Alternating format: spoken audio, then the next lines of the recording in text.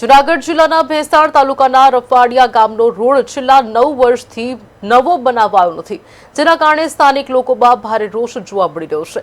માહિતી મુજબ આશરે 7 કિલોમીટર લાંબો આ રોડ અત્યંત બિસ્માલ હાલતમાં છે।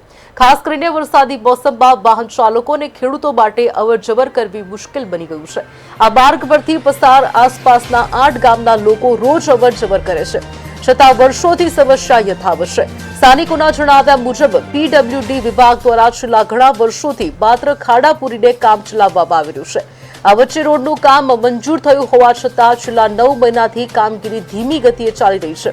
હાલ સુધીમાં માત્ર 2 પુલના પ્રાથમિક કામ કરવામાં આવ્યા છે, જેમાં પણ કામમાં ગેરરીતિના આક્ષેપો ઉઠ્યા છે।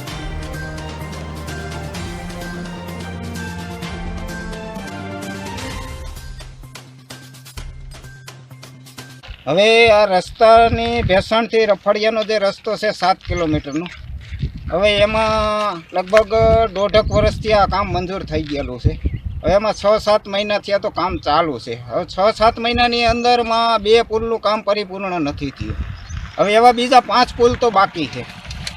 હવે આ લોકો શું કરવા માગે છે એ જ નથી ખબર પડતી। હવે કોન્ટ્રાક્ટર અને જે ગવર્મેન્ટ કર્મચારી એ બંને ભ્રષ્ટાચાર ની આડમાં હોય એવું મને દેખાય છે, કારણ કે કોન્ટ્રાક્ટરને ફોન કરી કે કર્મચારીને ફોન કરી કોઈ હરખું આ રોડ ઉપર કોઈ ધ્યાન આપતું નથી।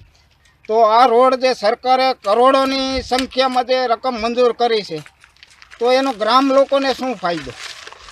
સરકારે તો એની રીતે જે કાંઈ કરોડને કે 1.5 કરોડનું ટેન્ડર હોય એને પાસ કરી દીધું છે।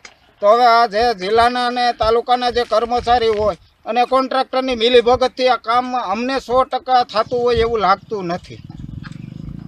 કેટલા વર્ષથી રોડ નથી બન્યો? આ રોડ લગભગ 9-10 વર્ષ થઈ ગયા નથી બન્યો એને, અને બની આ મંજૂર થઈ ગયો છે અને બનવાની આરે છે, છતાંય આ 1.5 વર્ષથી આ ગોકુળ ગોતી હાવ કામ ચાલુ છે। તો આ લોકો ગામ લોકોને શું કરવાનું? અને આ લગભગ 8 થી 10 ગામને જોડતો રસ્તો છે, અને ભેસાણ જે હીરાનું મેન હબ છે, જ્યાંથી લોકો આ સરદારપુર છે, મોરવાડા છે, ચૂડા છે, ખખરા હણમતિયા છે, ધારી ગુંદાળી છે, આ ગામના લોકો આ જ રસ્તેથી ચાલે છે। એનો રોડ છે આપણે 6 કિલોમીટરનો કટકો છે, એટલે એ કામ ચાલુ કર્યું એને લગભગ 4 મહિના થઈ ગયા ચાલુ કર્યું એને। હવે એની બેદરકારી એવી છે કે આ જે રોડ ચાલુ કર્યો એની પહેલાં એ કાંકરી નાખી ગયો। હવે અવારનવાર આની ઉપર લગભગ 6 થી 7 ગામનો તો આ રોડ છે, ભેસાણથી રફાડિયાનો રોડ। તો હવે એની અંદર હવે સમજી કરો આની અંદર એટલા એક્સિડન્ટ થાય છે, પડે છે માણા। હમણાં તમે જોયું આપણે એક ભાઈ મોટું મરી ગયા અહીંયા અને એના માથામાં લાગ્યું છે, એટલે એ ટાંકા આવ્યા ને એવું બધું ઘરે હમણાં ગયા। હવે આ અમે કોન્ટ્રાક્ટરને અમે રજૂઆત કરી હતી કે ભાઈ આવી રીતે, તો એ કોન્ટ્રાક્ટરને જવાબ દેતા નથી। એ એમ કહે છે કે તમે સુપરવાઇઝરને એમ વાત કરો, એ પોતે ગાંધીનગર છે। હવે એ અમારે રજૂઆત એને કરવાની। બીજા નંબરની અંદર અમે માથે ઉભા રહીને અમારી બસ સ્ટેન્ડથી લગભગ 100 ફૂટનો તો એ 100 મીટરનો તો એને ગટર લાઈન બેહાડી દીધી આખી પાણીની પાઇપલાઇન હોતી। એને મેં બતાવ્યું હતું કે આ કુંડીથી આ કુંડીની વચ્ચે અમારી પાઇપલાઇન છે અને અમારી સાઈડમાં છે, છતાં એને બેહાડી દીધી। હવે એ અત્યારે જવાબ નથી દેતા। હવે તો આ તંત્રને આ બેદરકારી તંત્રની છે કે શું છે અમને ખબર નથી પડતી। હવે ઉપરથી તો જે આપણું મંજૂર કરી દીધું છે બરાબર, તો હવે આ કોન્ટ્રાક્ટરની બેદરકારી છે।